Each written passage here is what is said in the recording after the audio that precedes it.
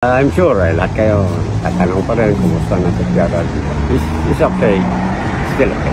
So, wala. Don't worry ako. Shout out us reaction vlog, YouTube channel, please like and subscribe. Mabuhay kayo. So yun na nga mga kababayan. Sige, parang hindi naman tayo aabot ng 1,000. So let's try to discuss this more. Ang kaso po ni PRRD, nanalo po or nag-granted po yung motion ng defense team ni PRRD sa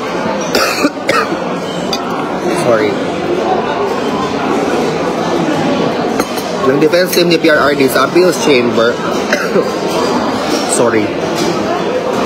with respect to this with respect to pushing for the disqualification of the chief prosecutor Karim Khan. They argued that his involvement representing the victims in respect to the investigation process for 3 years has affected or direct impact to the impartiality that he should have observed, most importantly when he became the chief prosecutor. The defense argued that the investigation, because of that, is contaminated and that they moved for the disqualification of Chief Prosecutor Khan. With respect to the rules or the laws under the Rome Statute, sinabi ng appeal chamber, indeed, even there's no bias na seen, but to the effect that there could have been an effect to the impartiality, they have granted the petition or the motion of the defense to disqualify Chief Prosecutor Khan. However, they asked the Office of the Prosecutor to write a written observation about their decision. In the end, it is a big win for the defense team of PRRD because they were able to substantiate what seemed to be an obvious situation, mga kababayan. As a spectator, I tried to ask this question to Attorney Nicholas Kaufman, but during the time that I asked him that question, he wasn't able to read the decision as of yet. But I think now, perhaps kung makita man natin siya or whatnot, let's try to ask the question, what's the effect of the disqualification of the chief prosecutor? Should the decision stay after appeal of the Office of the Prosecutor, having laid the foundation or the argument na talagang may the impartiality that should have been carried out by the chief prosecutor has already contaminated the investigation. Does that mean that this investigation shouldn't have requested or opted for the warrant of arrest of PRRD? Isa po yan, mga kababayan. Kasi ibig ko sabihin, is this a fruit of a poisonous tree na?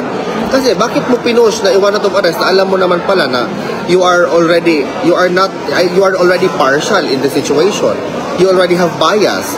So you can no longer carry your duty as a prosecutor with respect doon sa investigation kasi you are already conflicted. You represented the victims, but at the same time, you took the helm and become the chief prosecutor. So basically, you should have recused yourself, di ba, mga kababayan? Pwede din natin isipin, I don't know if however it is going to proceed, or how the defense team is going to use this decision of the court, na, uy, bakit mo i-warrant of arrest for more than 7 months? The former president is already incarcerated in detention and has already taken a toll with his overall health condition, with experts already, with a corroborated statement from different experts saying that he has developed or he now has a diagnosis of having cognitive impairment. Plus, he's 80 years old. Plus, the manner that he was brought to the custody of ICC is highly questionable. Some people may say or characterize it as kidnapping. Some is a surrender, a collective effort of Filipinos who are against the former president. That's why they have succeeded. They used all the governmental tools and machineries to ensure that the former president will stay inside the ICC detention facility. But what did the former president do? Gibuhat lang niya, guys, is to sit there and relax. And at the same time, wait for that fateful day that the reckoning will happen. So,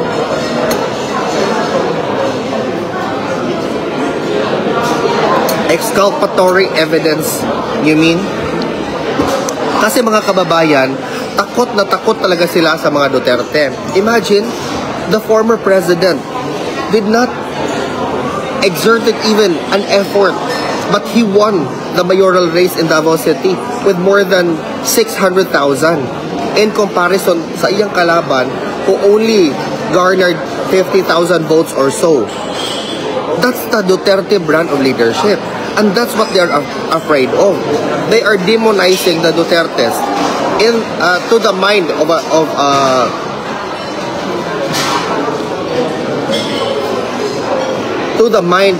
of the Filipino people, hoping na ang mga tao ay sabihin nila na, oy, ganito ganyan, bawal pala ganito ganyan, wag nyo na iboto yan, mga palpak yan, ganito ganyan. To the mind of an observer who doesn't know anything, to the mind of an observer who only wished for a progressive Philippines, they want to destroy the image of the Dutertes. But it backfired to them. Look what's happening right now, mga kababayan. Oh, the latest Post-Asia survey has already said, or has already released their findings na with respect to approval rating or trust rating, the Vice President received a lot in comparison to that of the President. That speaks volume of how people assess the two highest official of the land. Diba, afraid silang lahat. O, sabi ni Josh, diba gusto mo mag-comment? Josh Lictawa. Question, lawyer ka ba or even practicing law? If not, just shut up, shut the hell up. Sabi niya, are you surprised that I am well versed about what I am talking about? Are you envious with whatever it is that I'm trying to say? And that people and that whatever it is that I'm trying to say can be verified by somebody like you who are against me talking about information about the former president. Why? Do you need to be a lawyer to talk about these things? Is it only limited to lawyers to talk about what's happening to the former president? Is that what you're trying to say? Are you saying that lawyers hold or the arbiters of what the truth is in this particular manner? Can an ordinary person, a private citizen, not join the discussion just because I am not a lawyer? You think that I cannot talk about these things? I may not be technically equipped with all the legal jargon, but I am not saying that I'm also the best. If you feel that what I am saying is not resonating to what you believe, you can very much go up, click X on this particular live. Go look somewhere else. Huwag kang magpa-epal dito, gang. Are you saying that you are not going to practice your constitutionally guaranteed right to freedom of expression and of the press just because you are not a lawyer?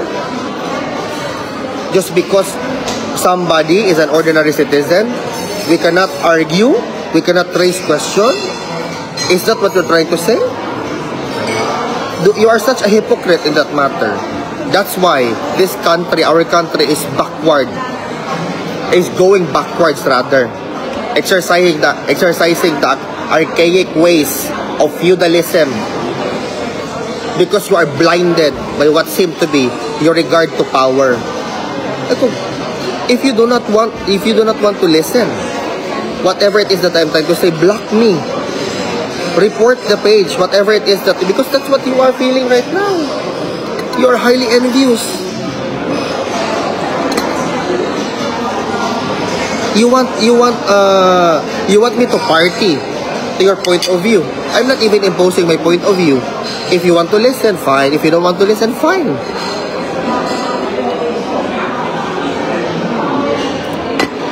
This is democracy.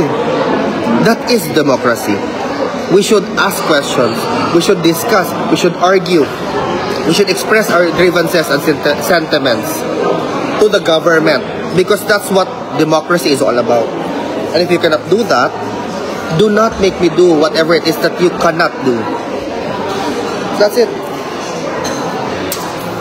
I do not need to be a lawyer for me to air my grievances to the very government probably you support.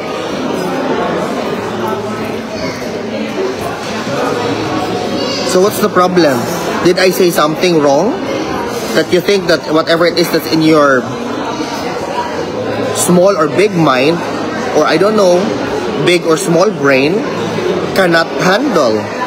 That's not my problem anymore.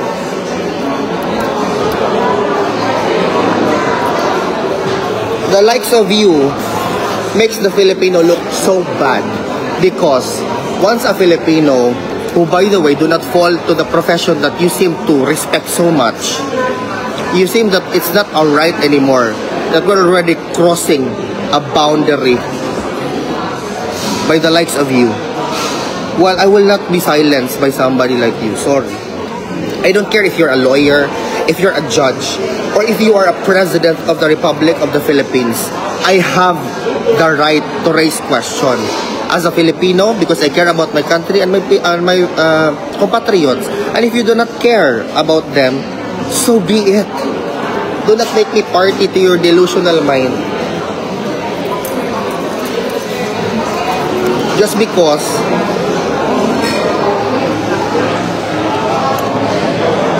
I don't want to be like you.